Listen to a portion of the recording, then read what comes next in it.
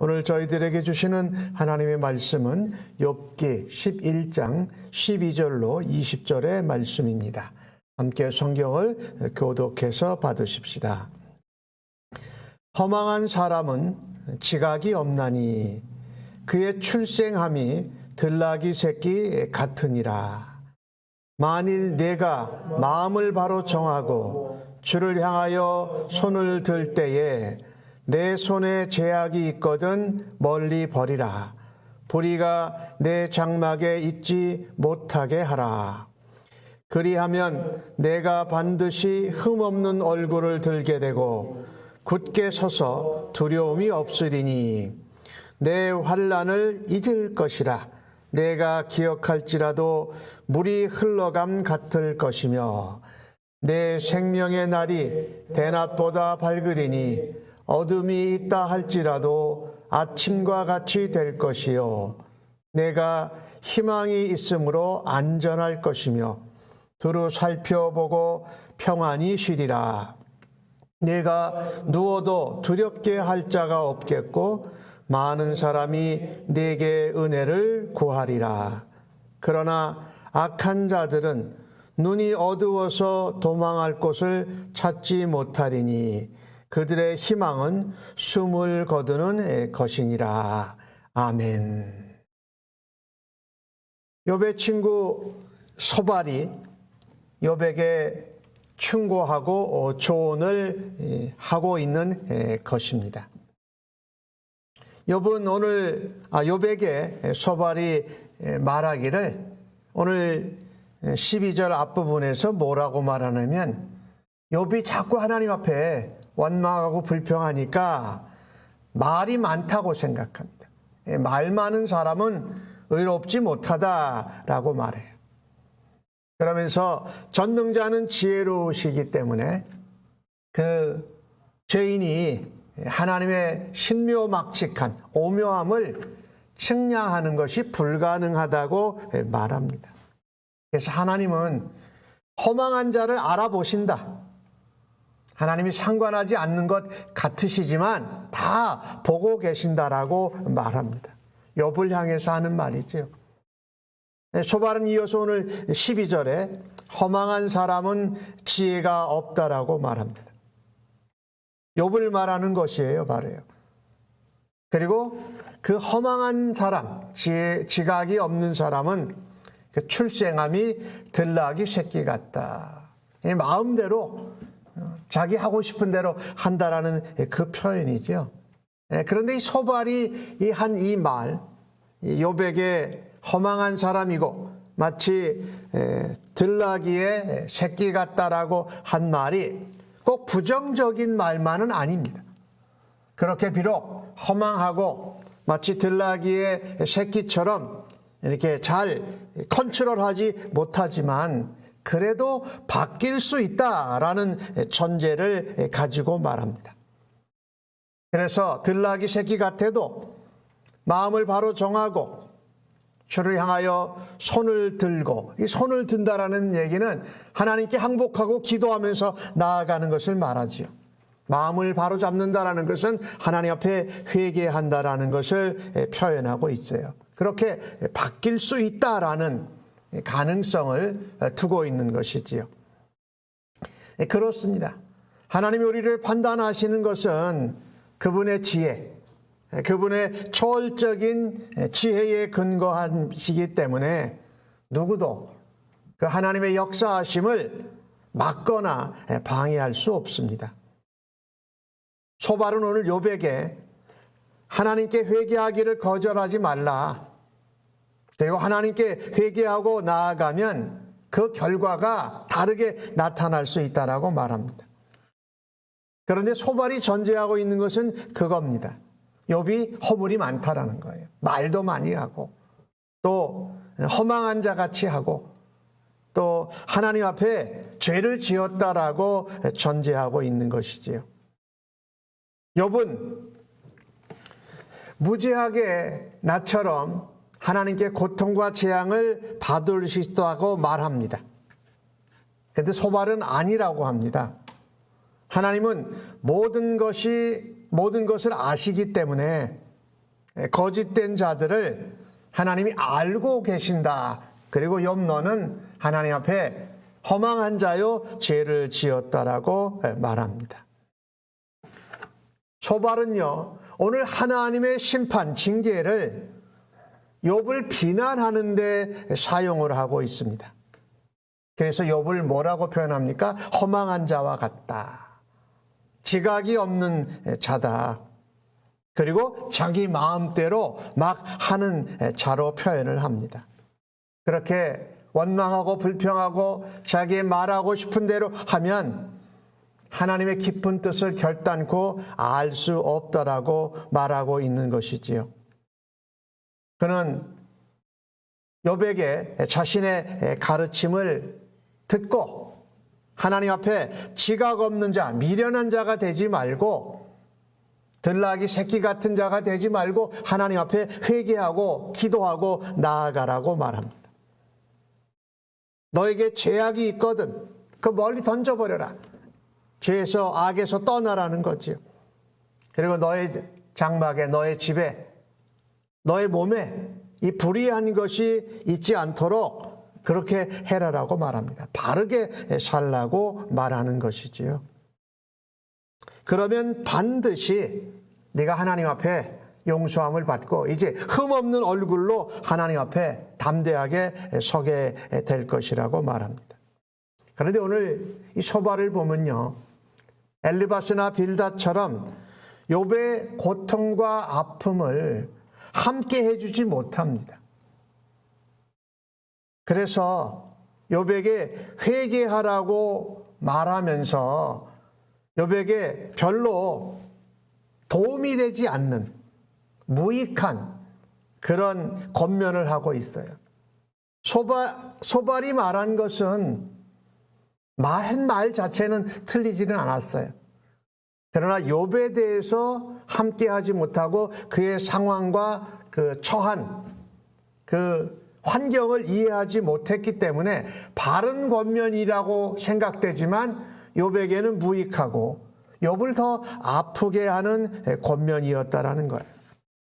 우리가 고통과 고난을 당하는 사람들, 형제 자매를 볼 때에 먼저 판단하지 말라라는 거예요. 잘못된 전제를 쉽게 하지 말라 그래요. 그래서 먼저 해야 될 것이 뭡니까? 그의 마음의 아픔과 상황을 함께 같이 해주고 불쌍히 여기는 것입니다. 우리가 전제하고 판단하기 전에 하나님께 그 아픈 상황, 그 아픈 형제를 위해서 기도해야 한다라는 것입니다. 서로 그가 죄를 짓고 잘못을 저질러서 하나님 앞에 징계와 심판을 받아서 고난을 당하고 있을 때에 우리는 함께 같이 있어주고 그의 편이 되어질 수 있다는 겁니다. 그가 죄를 지은 것을 잘했다라는 것이 아니라 그가 고통과 고난을 받을 때에 얼마나 힘들까, 얼마나 견디기 어려울까, 또 그 까닭도 원인도 알지 못하는데 얼마나 속이 탈까 하는 그 마음, 그 상황을 같이 있어주는 그 친구 욥의 편이 되어줄 수 있어야 한다라는 것입니다. 그것이 너가 하나님 앞에 죄를 지어서 그렇다, 네가 하나님 앞에 말이 많아서 그렇다, 네가 하나님 앞에 지각이 없어서 그렇다, 들나귀 새끼 같다라는 말을 하기 전에 우리가 그것을 먼저 해야 한다라는 것이지요. 오늘 소발은 말합니다.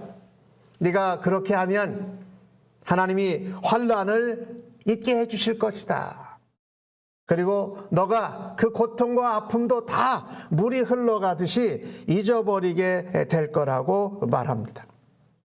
그리고 내 생명이 날이 대낮보다 밝고 어둠이 있다고 그래도 아침과 같을 것이다.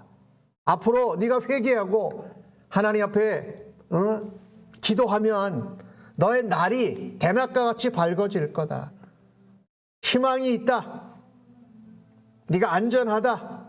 그리고 네가 평안히 쉬게 될 거다. 고통 가운데서부터라고 소발이 하나님 앞에 욥이 회개했을 때 나타날 일에 대해서 말하고 있어요. 이것은 일반적으로 보면 사실이에요. 그런데 욥의 경우에는 제대로 맞지 않는 그런 권면인 거죠.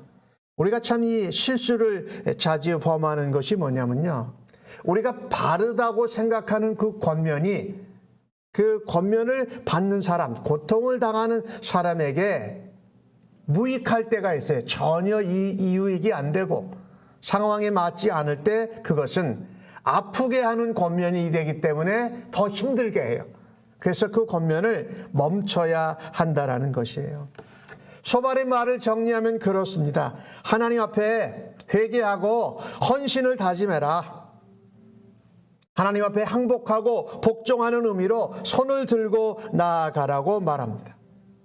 그러면 모든 죄에서 내가 회개한 것에서 회개하면 떠나게 될 것이라는 겁니다.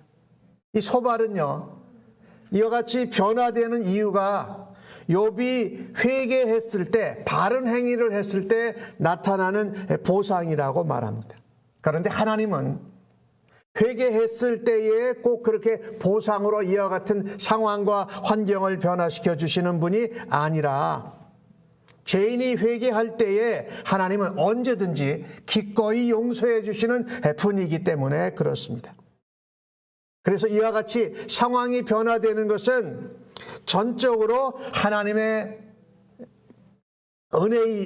은혜라는 것이죠. 욥이 의롭거나 의로운 행동을 한 데 대한 보상이 아니고 하나님의 은혜 때문에 된 것이다라는 것을 소발은 깨닫지 못하고 있습니다. 자기가 말하고 있는 것이 맞긴 한데 내가 그렇게 행동을 하면 하나님이 이렇게 회복시켜 주시고 보상시켜 줄 거라고 말하는 것입니다. 소발은 자기 친구 욥의 고난을 아주 너무 단순하게 생각을 하고 있습니다.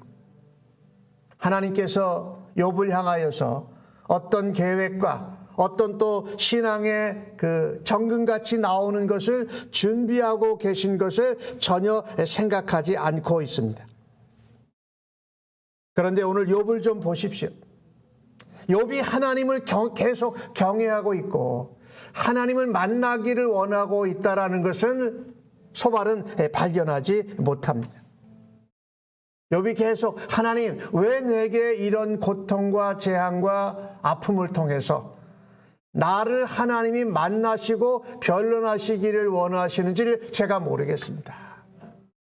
나는 하나님 무죄하고 이 일에 대해서 범죄함이 없이 고통을 받는 것에 대해서 하나님이 증인이 되어 주십시오라고 하나님을 계속 찾고 있고 하나님을 경외하고 있는 욥의 모습을 소발은 알지 못하고 있는 것입니다. 그죠? 죄 지었다. 네가 하나님 앞에 허망한 사람이다. 네가 말이 많다.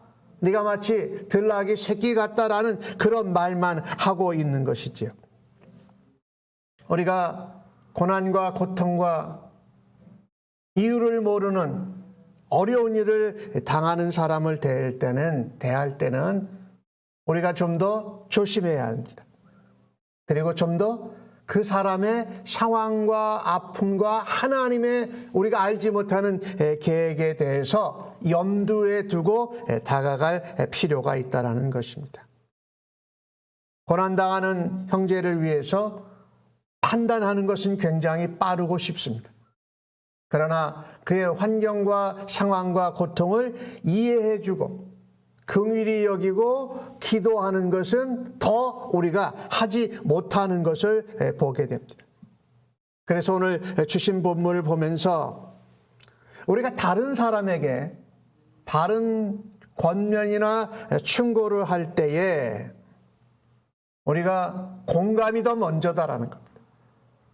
그 사람의 아픔과 그 사람의 어려운 상태를 진심으로 내가 같이 아파해주고 또 진심으로 그가 고통스러워하는 것에 공감하는 것이 먼저다. 상대방이 고통당하고 아픔을 당하는데 우리는 쉽게 단순한 잣대로 남에게는 적용을 잘 시킵니다. 그래서 쉽게 비판하고 쉽게 판단하고 쉽게 정죄하고 함으로써 다른 형제 자매를 그 고통 가운데 있는 것을 돌보지 못하는 때가 얼마나 많은지 모릅니다. 그래서 다른 사람을 회개하라고 할 때, 다른 사람이 죄를 짓고 잘못했다고 했을 때에 우리는 보다 더 조심스럽고 신중하게 그 말을 해야 할 것입니다.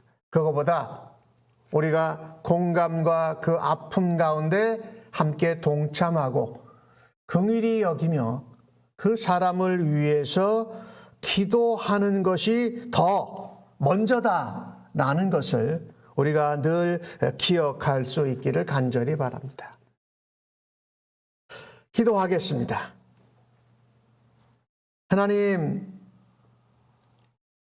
고난당하는 사람을 하나님께서 그의 범죄함 때문에 벌을 주시고 징계했다고 쉽게 판단했던, 또 정죄했던 저희들의 모습을 하나님 앞에 회개합니다. 고난과 고통을 당하는 사람을 볼 때 우리는 자주 그 사람보다 더 높아지고 교만해지려고 하는 마음으로 그를 비판하고 판단하고 정죄하곤 했었습니다. 하나님, 이와 같은 상황을 당할 때마다 나도 그렇게 똑같은 일을 당할 수 있는 존재인 것을 깨닫고 하나님 앞에 겸손히 또 그리스도의 마음을 가지고 긍휼히 여기고 함께 해주며 기도할 수 있는 저희가 되기를 간절히 원하며 기도합니다. 그것은 오직 주님의 은혜로 주님의 마음을 닮아갈 때에 우리에게서 일어날 수 있는 일임을 주여 고백합니다. 오늘도 주의 은혜로 주의 생명의 말씀으로 저희들을 채워주시고 말씀대로 살아가는 저희들 되도록 주여 빚어주시고 만들어 주시옵소서. 오늘 하루도 하나님이 기뻐하시는 긍휼히 여기는 마음을 가지고 사람들을 대하고 바라다 볼 수 있는 예수님의 사람으로 하나님 세워 주시옵소서. 감사하옵고 예수님의 이름으로 기도하옵나이다. 아멘.